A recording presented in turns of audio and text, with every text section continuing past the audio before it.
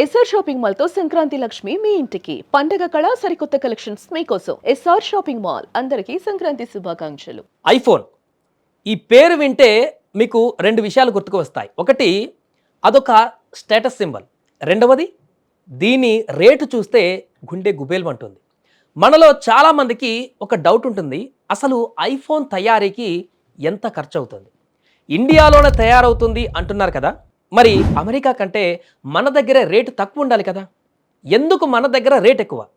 ఈరోజు ఈ వీడియోలో 2026లో మార్కెట్లోకి వచ్చినటువంటి ఐఫోన్ 17 గురించి పూర్తిగా తెలుసుకుందాం. ఫోన్ తయారు చేయడానికి కంపెనీకి అయ్యే ఖర్చు ఎంత, మనం కట్టే పన్నులు ఎంత, యాపిల్ జేబులోకి వెళ్ళే లాభం ఎంత అనేది రూపాయి లెక్కగట్టి ఈ వీడియోలో చూద్దాం. ముందుగా ఒక విషయం క్లారిటీగా తెలుసుకుందాం. ఐఫోన్ బాక్స్ వెనుక డిజైన్డ్ ఇన్ కాలిఫోర్నియా అని ఉంటుంది. అంటే దాని బ్రెయిన్ అమెరికాలో రెడీ అవుతుంది, కానీ బాడీ మాత్రం ప్రపంచం మొత్తం మీద తయారవుతుంది. దీన్ని ఒక గ్లోబల్ కిచెన్ అనుకోవచ్చు. దీని గుండె లాంటి ప్రాసెసర్ చిప్ తైవాన్లోని TSMC కంపెనీ నుంచి వస్తుంది. మనం చూసే డిస్ప్లే, కెమెరా కొరియా లేదా జపాన్ నుంచి వస్తాయి. ఇక ఇవన్నీ కలిపి ఒక ఫోన్లో అమర్చేది మాత్రం మన ఇండియా, చైనాలోనే. ముఖ్యంగా 2026 నాటికి మన భారతదేశంలో ఐఫోన్ తయారీ భారీగా పెరిగింది. తమిళనాడు, కర్ణాటకలో ఉన్నటువంటి ఫాక్స్కాన్ మరియు మన టాటా ఎలక్ట్రానిక్స్ ప్లాంట్లలో ఇప్పుడు ఐఫోన్ 17 సిరీస్ అసెంబ్లీ అవుతుంది. ఇక్కడ తయారైనటువంటి ఫోన్లు అమెరికాకి కూడా ఎగుమతి అవుతున్నాయి. ఇప్పుడు అసలు విషయానికి వద్దాం. చేతిలో ఉన్నటువంటి ఈ ఐఫోన్ 17 తయారు చేయడానికి యాపిల్ కంపెనీకి ఎంత ఖర్చు అవుతుంది?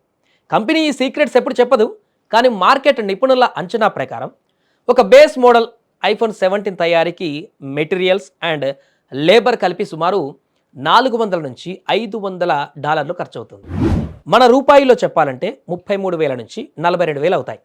కానీ దీన్ని షోరూంలో మనకు ఎంత కమ్ముతున్నారు? భారతదేశంలో దీని బేస్ ధర అక్షరాల $82,900. అంటే తయారీ ఖర్చుకి అమ్మే ధరకి దాదాపు డబుల్ తేడా ఉంది. అయితే ఇక్కడ ఒక విషయం మీరు గుర్తుపెట్టుకోవాలి, ఈ మిగిలిన డబ్బంతా కూడా లాభం కాదు. ఇందులో సాఫ్ట్వేర్ డెవలప్మెంట్, రీసెర్చ్, ప్రపంచవ్యాప్తంగా చేసే మార్కెటింగ్ ఖర్చులు కూడా ఉంటాయి. ఇవన్నీ పోను యాపిల్ కంపెనీకి గ్రాస్ మార్జిన్ సుమారు 47% వరకు ఉంటుంది. బిజినెస్ పరంగా చూస్తే ఇది భారీ లాభమే. ఇక్కడే అసలు ట్విస్ట్ ఉంది. అమెరికాలో ఇదే ఐఫోన్ 17 ధర $799. అంటే మన కరెన్సీలో సుమారు $66,000. కానీ మన ఇండియాకు వచ్చేసరికి $82,900. తేడా సుమారు $15,000 నుంచి $20,000 ఉంది. ఇండియాలో తయారవుతున్న ఎందుకింత రేటు? దీనికి రెండు ప్రధాన కారణాలు ఉన్నాయి. అంటే ఒకటి, GST. మన దేశంలో స్మార్ట్ ఫోన్ల మీద 18% GST ఉంది. అంటే 82,000 ఫోన్ కొంటే అందులో దాదాపు 12,000 నుంచి $13,000 మనం డైరెక్ట్గా ప్రభుత్వానికి ట్యాక్స్ కడుతున్నాం. అమెరికాలోని పన్నులు తక్కువ స్టేట్ని బట్టి 5% నుంచి 10% అదనంగా ఉంటుంది. ఇక్కడ MRPలోనే కలిసి ఉంటుంది కస్టమ్స్ డ్యూటీ. ఫోన్ ఇండియాలో అసెంబ్లీ అయినా లోపల వాడే చిప్స్, డిస్ప్లే విదేశాల నుంచి రావాల్సిందేగా. వీటి మీద ప్రభుత్వం 10% నుంచి 22% వరకు ఇంపోర్ట్ డ్యూటీ చేస్తుంది. సో మేడ్ ఇన్ ఇండియా అయినా కూడా విడి భాగాలు బయట నుంచి వస్తున్నాయి కాబట్టి ఆ పన్ను భారం ధరపైన కనిపిస్తుంది. మరి ప్రభుత్వం ఏం చేయట్లేదా అంటే చేస్తుంది. భారత ప్రభుత్వం PLI స్కీమ్ కింద ఇండియాలో ఫోన్లు తయారు చేసేటువంటి కంపెనీలకు కొన్ని ఇన్సెంటివ్స్ ఇస్తుంది. అందుకే ఇప్పుడు మనం లేటెస్ట్ ఐఫోన్ని లాంచ్ అయినటువంటి రోజే కొనగలుగుతున్నాం. ఒకప్పుడు నెలల సమయం పట్టేది, కానీ ఈ ఇన్సెంటివ్స్ కంపెనీకి వెళ్తాయి. కస్టమర్కి మాత్రం GST మరియు కస్టమ్స్ డ్యూటీ భారం తప్పట్లేదు.